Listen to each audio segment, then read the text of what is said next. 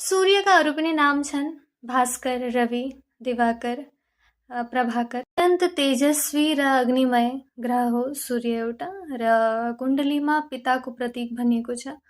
जो पद, प्रतिष्ठा, सरकारी कामहरू यी सबै सूर्यले हेरिन्छ। सूर्यलाई आत्मकारक ग्रह पनि भनेको छ, कि हाम्रो आत्मा भनेको छ सूर्यलाई। र एउटा धारणा पनि छ कि जसको कुण्डलीमा जति सूर्यको डिग्री बेसी हुन्छ त्यो त्यति नै पुरानो आत्मा अरे। त्यो एउटा मैले कहाँ पढेकी थिएँ। जङ्गलको राजा हो सिंह र सबै नवग्रहको राजा हो सूर्य। त्यसैले सूर्यलाई सिंह राशिको स्वामित्व दिएको छ। सूर्यको एक राशिमा एक माहसम्म गोचर हुन्छ र त्यसलाई अब जुन दिन सूर्यले आफ्नो राशि परिवर्तन गर्छ त्यो दिनलाई सङ्क्रान्ति भन्छन्। मेष राशिमा 10 डिग्रीको सूर्य उच्चको हुन्छ र तुला राशिमा 10 डिग्री केही नै सूर्य नीच हुन्छ।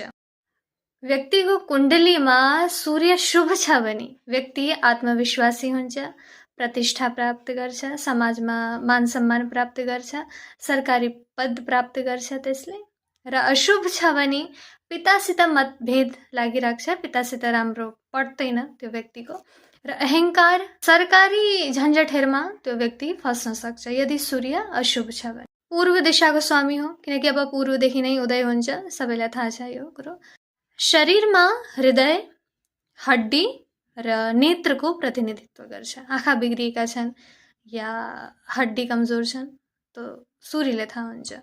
उपायमा प्रतिदिन प्रातः सूर्य अर्घ दिनुपर्छ, सूर्य नमस्कार गर्नुपर्छ, गाईलाई गुड खुवाउनुपर्छ, र सबैभन्दा ठुलो उपाय आफ्ना पितासित सौम्यताको व्यवहार राख्नुपर्छ, पितासित सम्बन्ध राम्रो राख्ने प्रयास गर्नुपर्छ।